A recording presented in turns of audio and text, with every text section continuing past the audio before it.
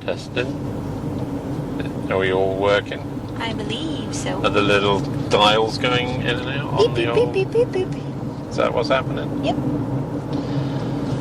So, we're on our way back from the Owen Sound area. Grey County. Yeah. And today I rode at a place called Kimberley. Yes. Which is part of the... Well, Kimberley is the forest, and there is also Beaver Valley Ski Club. So I guess there's a ski hill there. And yeah, there's a ski lifts and stuff. Mountain. And there is the Bruce Trail running through it. The old Bruce Trail. Brucey babes. So, I've been looking at this place to ride for a good year or so. Whenever I've looked at mono, it's always kind of come up a bit further north. Yeah, it was just north of Flesherton and just east of Markdale. And on the trail forks, it's like a lot of cross-country ski places. The trails, there's a lot of trails in quite a compact area. I'll talk about that in a second. But Kapor Highlands is close by, and that's somewhere that I did actually want to go, but We'll get to it. today wasn't the day.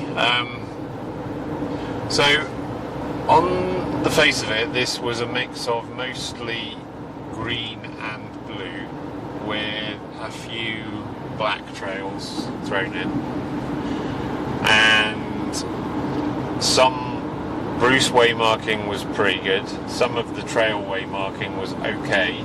Some of it was non-existent. But I think if you know the area or get to know it, which, you know, hopefully we will, then there are like red ribbons and white ribbons and the odd splash of paint on a tree. So, like a lot of places, once you've ridden it a few times, I think you start to learn. But despite it now being bone dry on the floor, and despite the day being fairly dry, as soon as I set off from the car, it started to downpour. By floor, Jamie means ground. And because it hadn't rained for a while, then all the mud went all polished and slippery. So it was a little bit of a challenge. Sounded like a slog, as you would say. Yeah, so we parked at the top of where the ski hill is, if you go here, and I'll put a link in the description. There's a P sign. If you park there, big car park, and then you ride along the road to access the trails. We drove along the road because Jessica is out of action. So Jess stayed in the car. I set off and went down the green, grassy, meadowy trail, and then kind of accessed the trailhead where all the trails go. And like I said, some of it was waymarked, some of it wasn't. There was signs saying one way, do not enter, but they'd been knocked down, and I didn't know which way that was. But it was so bad, the weather, there was nobody else out anyway, so that was okay. So what to say about this place? Well, tell us about a little bit more about the ground, maybe, because you had a few things to say about it. Yeah, so when you start off and you first enter some of these trails, it's that kind of loamy pine forest, which is lovely. But then you soon find yourself in true Bruce country, which is wet, slippery mud and polished rocks and big old deciduous trees, which means there's no light because it's dark, and quite wet and slippery. Also, the bugs were brutal today. Every time you stop, there's 50 bugs around you, and I've started wearing a long sleeve, which helps, but trying to pull your phone out to look at where you want to go is just unpleasant. So the ground is mud, and then a bit of mud and rock, and a bit of mud and rock and wet slippery roots, and then there's the odd sort of spattering of kind of, I want to say like savanna, because it's like trees with grass, but quite open and bright, and lots of wildflowers and butterflies and things before it rains. So you kind of come out of the bush a little bit at times? And that's quite pleasant. But then you're back into the old, the old Bruce. Yeah, and I think there's been a lot of rain and sun, so everything's kind of overgrown. And then I got onto one of the black trails, which kind of called Up and Down, I think, that cuts across, and it's only black because it's steep and it's quite wide, but you can't see anything because all the undergrowth has grown over the trail, so there's boulders and half a trees and all kinds of stuff. So I was quite lucky today. Also, I couldn't get my brakes warm because it was raining and cold, so I had the brake squeal the whole time. I know, I heard you arrive. Lightly annoying. That's how I heard you arrive back at the car. I did try and warm them up. So anyway, I went down this black trail, and then it kind of looped round onto a green trail. Some of the trail was closed because they're repairing bridges. I rode up some of the hills, but some of it's just too slippery because of that rain, so you can't get any grip, so you have to walk up the hill. I then explored some of the blue trails that kind of go back and forth and zigzag through the trees. One or two of them look quite cool. There is one called Zigzag that was quite interesting, but because of the rain and the fact that it was so muddy, everything was just a little bit sort of slippery and slick, really. And then I ended up back kind of where I started, and then there's a sign that says hike or bike, meaning if you're hiking, go right, if you're a bike, go left. So I went left and then left again, and then ended up on this kind of other savanna bit just when the rain really started to come down. And then to get back up to the woods, there's about 200 metres of trail, but it's been, I don't know if it's snowmobiles or four-wheelers, but it was so rutted I literally couldn't ride on it. So I had to walk up that and then kind of access the woods again. I think on a nice day with good weather, after like a couple of days of sun, I think you could easily spend a morning or an afternoon in there. How many miles did you say you reckon? I reckon it would be 10 in total. If you rode all of the decent mountain bike trails, I reckon it would be 10 in total. And I think if you learned it, it could be good, because I think I came up some of the things I could have come down, and I think I came down some of the things I probably should have ridden up. I see. And I need to study the map a bit more, but I think some of the big wide green trails you could easily use to come up, and then you could ride the blues down. But it is a ski hill, and the up is steep. It's like if you've ridden there for the morning, I think you're going to know about it. Yeah, it looks like I was sat at the top of the hill or mountain, and it's a true valley. It goes down and it goes right back up. And I kind of came out onto the ski hill at one point. It was a bit like being in Quebec. You kind of come out across the ski hill, and I was like, whoa, I'm only halfway up. And I don't talk about bikes much, but you can get away with riding anything there pretty much on the blues and the greens.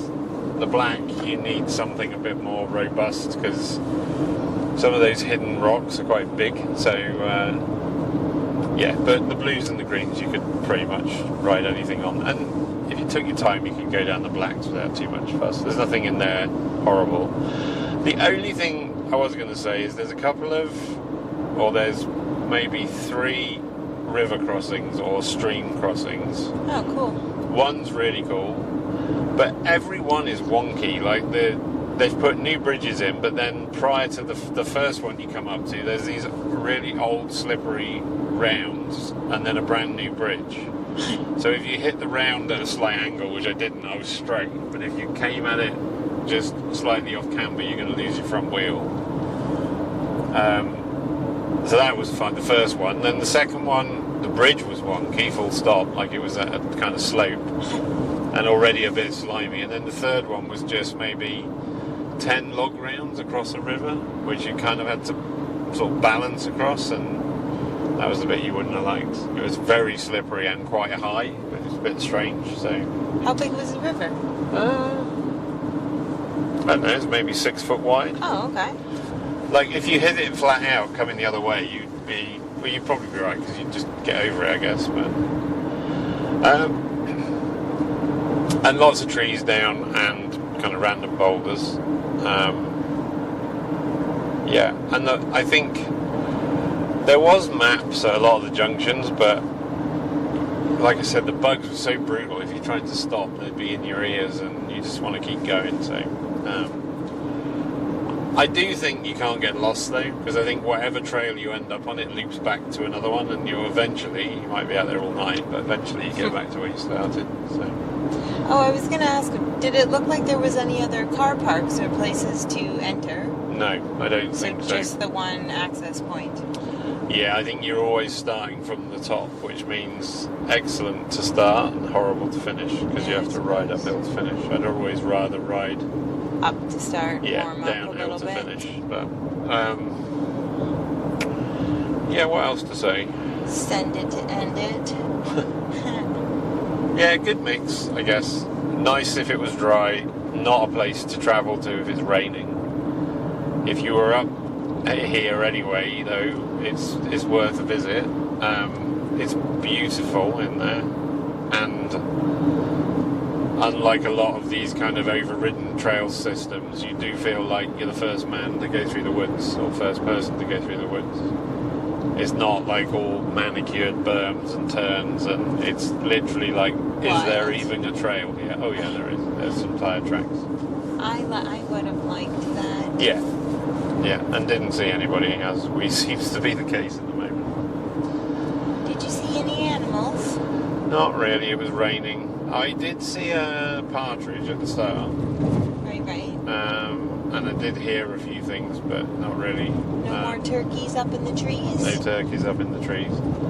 I did see a big stack of pheasant banks on an old tree root, or tree stump, which were old, but I do think that highlights the fact that up here 2 hours north of the city, things are a bit slower. So and this is a question for you really, I'm always amazed by the Bruce as to how little mushrooms and stuff there is around.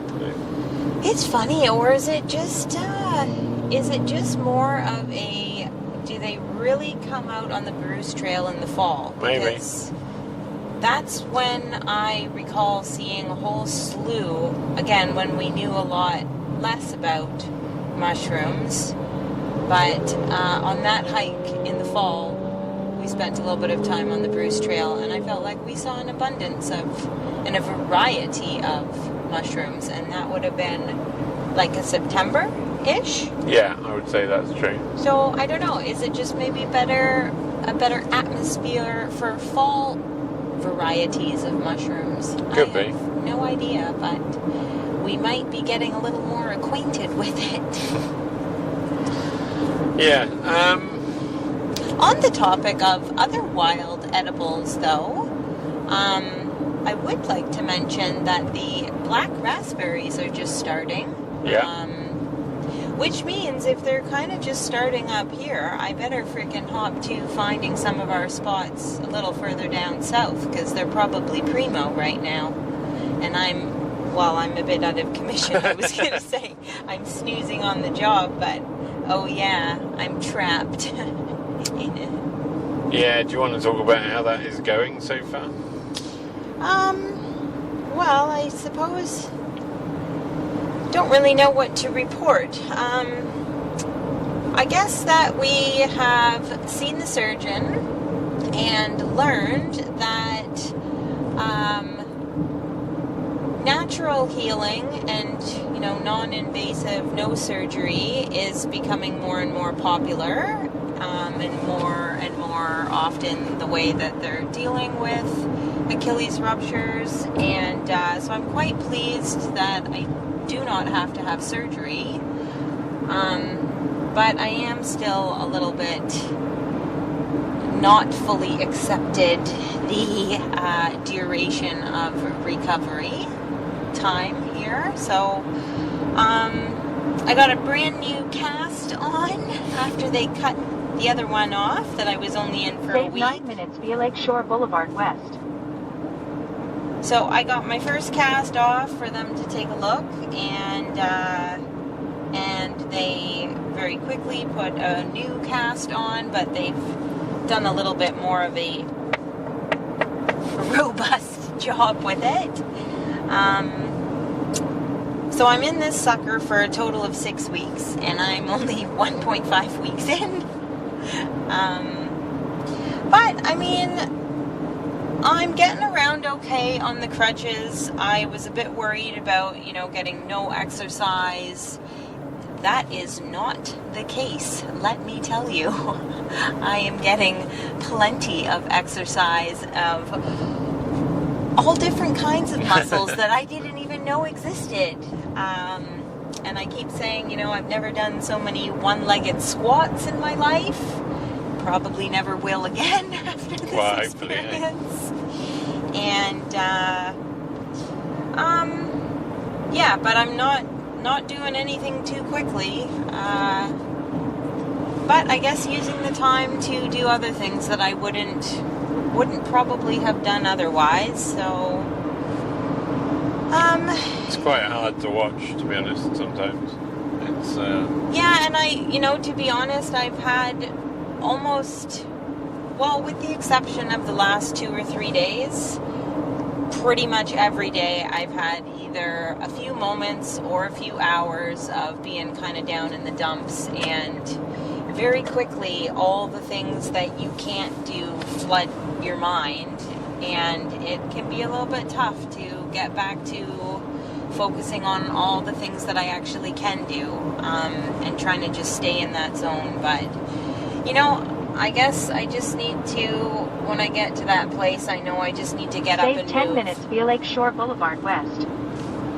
When I get into that little pool of pity, I just need to get up and, move or do something different, or... easier said than done, though.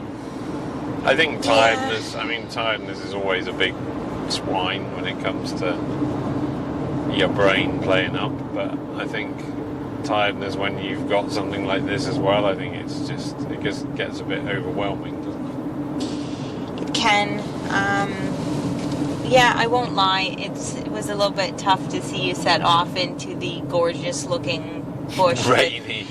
It wasn't raining. It wasn't raining at that point, but I did think, as my shirt was sticking to my clothes and 100 mosquitoes swarmed me when I was slightly lost, that Jessica was not missing out particularly. Yeah, fair enough. And you know what? Like, again, I've kind of lost, haven't been picking up any books lately, and so I have started a new book, and I really actually quite enjoyed myself in the car when the rain started to come down, and just listening. Like, I actually put the book down and just listened to the sound of the rain, and that was really pleasant. So that's okay too. Yep. So I think we're gonna do a few short episodes. Well, we're not. Jessica is. On what? Again? Recipes. Oh yeah, and speaking of recipes, I actually did want to share a little mini one, because we had it today before Jamie set off, and that is cucumber snack time! This is an old snack that I actually used to prance around work offering to my coworkers, because I used to have it almost every single day in my lunch. And forgot about it for a long time, but we've resurrected the cucumber snack time, and now it's been kind of with us almost on every little picnic. So, I mean, it's not even really a recipe, but basically, bring a half a cucumber with you and have yourself a knife, and we have a nice little small squeezy bottle that we've decanted some sriracha hot sauce into, which I like to call rooster sauce. I guess whatever hot sauce you like, but that's my go-to for this, for classic cucumber snack time. So cut yourself a bunch of rounds of cucumber and squeeze a little dot of rooster sauce on them as, I guess, kind of like a glue. And then top it off with a peanut or two, preferably salted. And that is cucumber snack time. And it is delicious, actually. It really is. The refreshing cucumber, spicy little zap there, and then a salty peanut. Kind of creamy even. Yeah, it's excellent. So it's a simple little combo, but a delightful, refreshing snack. bush time canapes. Good one.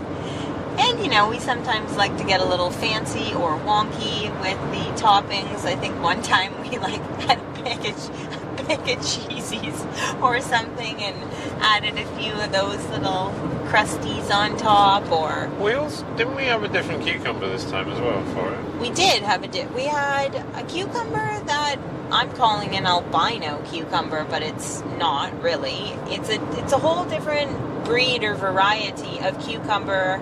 Apparently for people who struggle with acidity, apparently the level of acidity in this cucumber is much, much less. And it does have a bit of a different taste in a very pleasant kind of way. Yeah, it was excellent. And it does look albino. Yeah, different colour. It looks like a pickle colour.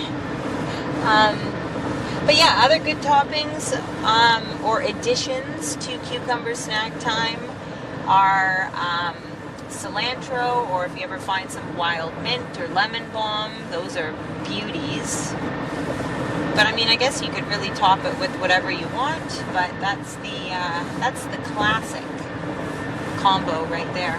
Yeah, it's excellent.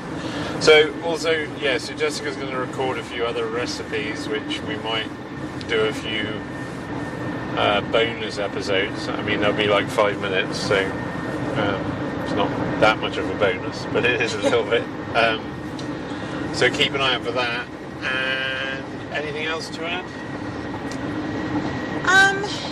We had no cone today, so we have nothing to report on a cone. We passed Jolly's again, and we talked about that in the last one. It just wasn't a cone kind of day. No, it was, I mean, we'll definitely have one tonight. I will look forward to it more, I think, then. But, no, we can't report. We can't share it if we haven't experienced it. That's not fair. So, I'll maybe save that one for next time. But, until next time... Get lost.